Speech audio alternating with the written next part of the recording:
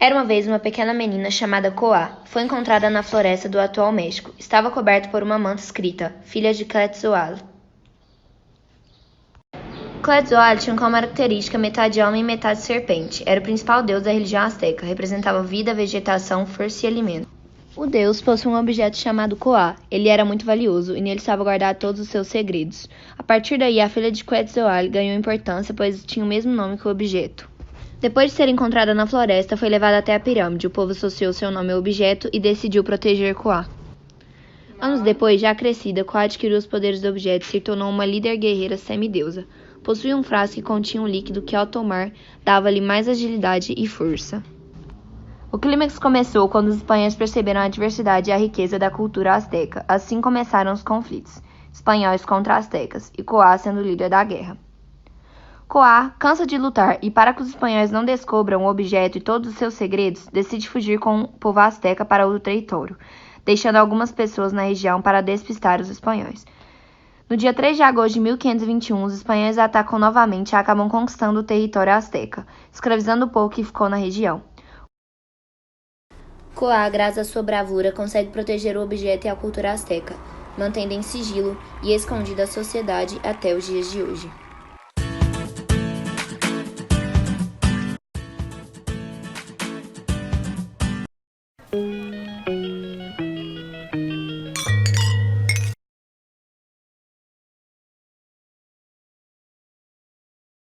Meu povo viveu em paz, trabalhando e sendo autossustentável. Até que um dia os árabes invadiram minha terra e com isso apagou a minha cultura. Fazendo assim, os deuses me deixaram vivos e me colocaram como um herói da minha tribo, fazendo com que eu difunda a minha cultura para todos os outros. Assim foi acabada as tradições do Império do Mali, mas os deuses me deram o poder e o objetivo de difundir a minha cultura para o resto do mundo, para que ela não seja perdida totalmente. Meu nome é Mamadou, nasci na cidade de Tombuctu. Meu objetivo é não deixar a cultura do Mali desaparecer. Posso me transformar quando necessário. Para isso, me infiltrei nos navios negreiros e vim para o Brasil.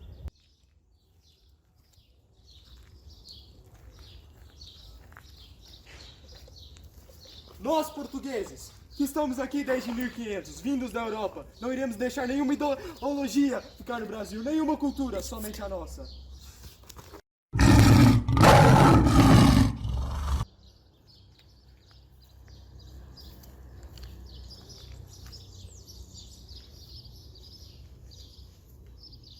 Mas e então?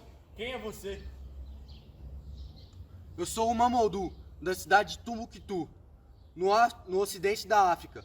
A minha cidade era uma das mais ricas, pela extração do ouro. Nós vivíamos de pecuária e da subsistência. Eu sou filho de Keita, o Rei Leão, e venho aqui, na América, para difundir a minha cultura e não deixar ela morrer. Por isso fui chamado de Menino Leão.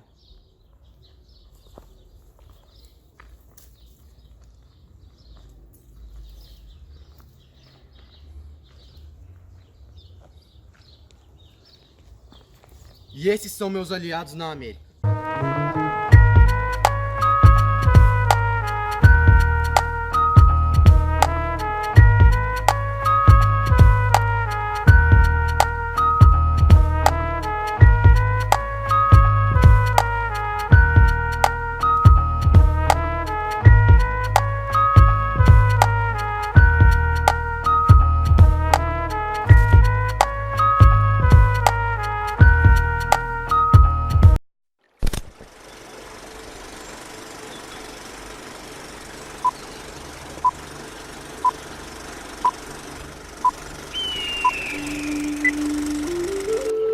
Inaê, a águia solitária. Era uma vez uma índiazinha tupinambá. Seu nome era Inaê. Um belo dia de sol, Inaê estava na praia quando viu ao longe o que parecia várias madeiras flutuando. Para surpresa de Inaê, dessas madeiras flutuantes saíram vários homens pálidos, mas tão pálidos que pareciam nunca ter saído ao sol. Um dia, Inaê iria descobrir que estes homens eram portugueses que vieram do outro lado do mar, e que aquelas madeiras eram caravelas. Esses homens brancos eram muito espertos e organizados. Faziam tudo em conjunto e todos carregavam pedaços de uma espécie de cajado. Durante dias, Inayê e os Tupinambás olharam estes homens brancos de longe, com medo de se aproximar. Uma noite, quando os Tupinambás estavam dormindo, esses homens brancos vieram. Atacaram a aldeia e dos seus cajados saiu um fogo que matava. Morreram muitos Tupinambás e os sobreviventes foram feitos de escravos. Mas Inayê conseguiu se esconder e escapou. Inayê correu para o meio da floresta. Correu tanto até não aguentar mais correr. Bem longe, no interior da mata, exausta, ela recebe a visita dos espíritos de sua tribo. Os espíritos presenteiam Inayê com a capacidade de controlar as árvores, as matas, o céu, os animais e a terra. Com esses poderes, Inayê deveria proteger a natureza destes homens brancos. Inayê passa vários anos aperfeiçoando seus poderes. Neste meio tempo, Inayê conhece a Canguçu, uma onça pintada, e Benji, uma arara azul. Eles viram seus amigos e companheiros de batalha. Sempre que podia, Inayê atacava a tribo dos portugueses e salvava um ou outro Tupinambá. A Canguçu assustava os portugueses quando rugia ao longe no meio da mata. Era um rugido muito alto e assustador. Benji voava alto sobre os acampamentos dos portugueses e dava todas as informações para Inayê montar seus ataques. Aos poucos, Inayê foi montando também um exército com os Tupinambás que ela resgatava. Um dia, Inayê estava na praia vigiando de longe os portugueses e tentando preparar um novo ataque, mas viu ao longe novas embarcações chegando. Eram muitas embarcações. Um pressentimento terrível tomou conta de Inayê. Ela então bolou um plano para acabar de vez com os portugueses. Inayê montou várias armadilhas pela praia com seus poderes e com a ajuda de seus amigos. Quando os portugueses chegaram, foram surpreendidos. Inayê convoca os poderes dos espíritos e a terra se abre. O céu fica negro, as árvores tremulam e todos os animais atacam ao mesmo tempo. Os Tupinambás resgatados e Inayê correm gritando em direção aos portugueses. Inayê grita: "Já chega, querem tomar o que é meu e dos meus ancestrais. Ninguém vai conseguir levar minha natureza, minha casa." Os portugueses, com medo da fúria da natureza, fogem desesperados, mas são engolidos pelas ondas gigantescas do mar que foram invocadas por Inayê. Alguns portugueses e embarcações sobrevivem, mas eles fogem. Ao longe, vendo os portugueses irem embora, Inayê sabe que ganhou mais uma batalha, mas a guerra estava longe de terminar.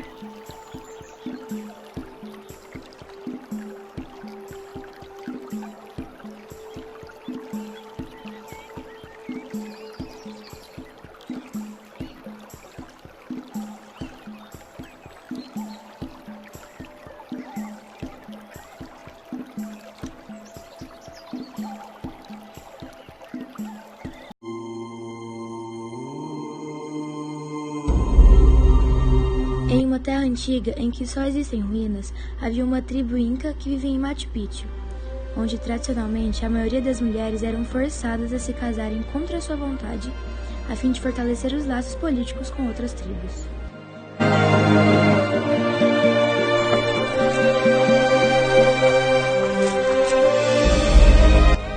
Muitas dessas moças não concordavam com essa prática cultural e se uniam para se refugiarem e se protegerem, mesmo correndo o risco de serem pegas e em seguida executadas por traição. Caminhando em direção aos Andes, esses grupos de mulheres formaram sua própria tribo em um dos picos da cordilheira, vivendo em plena comunhão, garantindo a proteção e a sobrevivência de todas. Para isso, elas treinavam arduamente para em caso de invasões de homens os quais tinham a intenção de violá-las. Além disso, elas realizavam rituais ao Deus Sol, com a oferta de presentes, cantos e danças, o qual as atribuíra com poderes sobrenaturais a uma delas, a Aymara, que representaria a tribo e as guiaria nos combates. O poder da líder era específico e grandioso.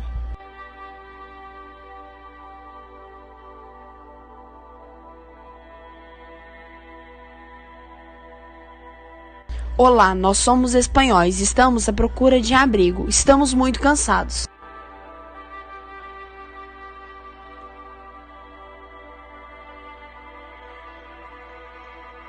As caravelas vão chegar amanhã, temos que agir rápido. Nós precisamos matar a líder hoje e colonizar essas terras. Quem são aquelas pessoas que chegaram aqui hoje? A gente nunca recebeu homens aqui na tribo antes. Eu não sei, homens são estranhos para nós. Aymara, Nós corremos perigo. Os espanhóis, eles vão nos trair.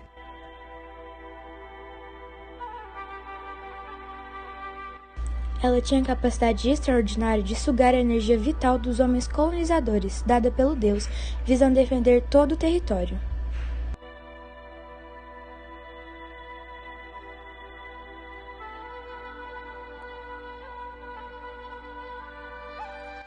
Ele a instruiu a seduzir os invasores e matá-los.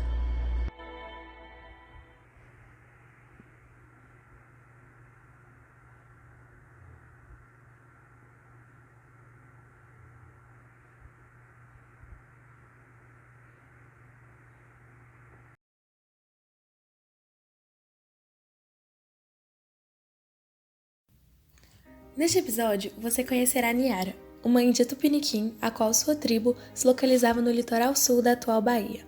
Nasceu em 1481 e perdeu seus pais aos 7 anos de idade. Esse acontecimento desencadeou um trauma em sua vida. Apresentava sentimentos e sensações estranhas, alguns sonhos e visões não muito bem definidas, mas que podiam dizer algo sobre o futuro. Ela via barcos e pessoas chegando em seu território. No desejo de compartilhar essas visões, contou a algumas pessoas de sua tribo, mas estas não deram a mínima e diziam que ela blefava e estava louca. Conforme envelhecia, Niara percebia que sua voz não era levada a sério, por ser uma mulher e pela sua idade, mas aquelas visões ruins estavam cada vez mais fortes e reais.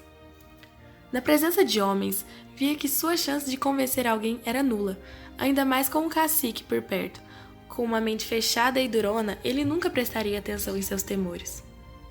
Ao completar 18 anos, Niara sentiu-se muito estranha e confusa. Teve mais uma visão, porém, dessa vez, totalmente clara. Via homens brancos e equipados chegando em um navio enorme. Todos os índios de sua tribo interessavam-se e preparavam-se para o ataque. Porém, ao descer do bote, os homens brancos chamavam atenção por um diálogo diferente. Os índios não compreendiam uma só palavra que diziam. Isso os fez abordar o ataque e chamar o cacique para inspecionar e conhecer aqueles homens diferentes. O cacique e outros índios, ao conhecer os brancos, viram que eles tinham algo a oferecer.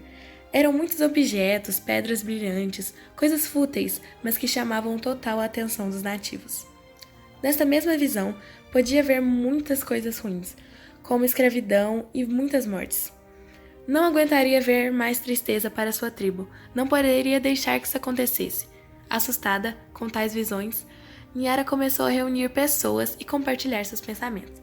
A maioria não acreditou, mas algumas mulheres a apoiaram e acolheram a preocupação. No ano seguinte, em 1500, quando a menina estava na praia, viu algo marrom apontar no horizonte. Aproximava-se e era totalmente igual àquele barco de suas visões. Estava acontecendo. A tribo estava em perigo. Ela saiu correndo e alertou a todos, pedindo para atacarem. Tudo aconteceu exatamente como enxergou. Houveram trocas entre os índios e os portugueses, chamadas de escambos, e todos de sua tribo estavam extasiados com a presença de homens diferentes. Niara foi ainda mais taxada de louca quando viram que os tais portugueses eram simpáticos. Porém, com o passar do tempo, casos de estupro, mortes, violência e o início de uma escravidão para extrair uma de suas riquezas, o pau-brasil, aconteceram e trouxeram o medo e o caos de volta à tribo. Niara ficou inconformada que ninguém acreditava nela, ainda mais que tudo ocorreu exatamente como a mesma descreveu.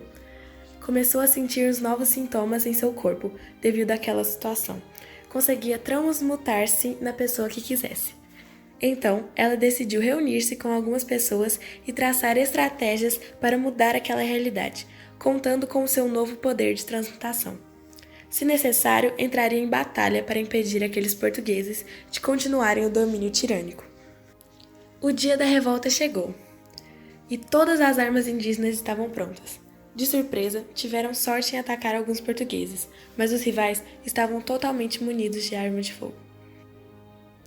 Momentos depois, dispara-se uma bala, que acerta na barriga da forte Niara. Em seus últimos segundos, ela se sentia orgulhosa de ter tentado salvar sua tribo, como uma mulher guerreira. Nesta hora, entregou seu destino e o destino de sua tribo para os deuses tupiniquins, dando sua missão cumprida. Atualmente, no museu mais importante do Brasil, encontra-se na área Heróis da Pátria um quadro pintado de Niara. Ela representa uma luta feminina em tempos tão primitivos no Brasil, passando a mensagem que o gênero não importa, o que importa é o que a pessoa quer expressar. Neste caso, Niara expressou o amor pelo seu povo.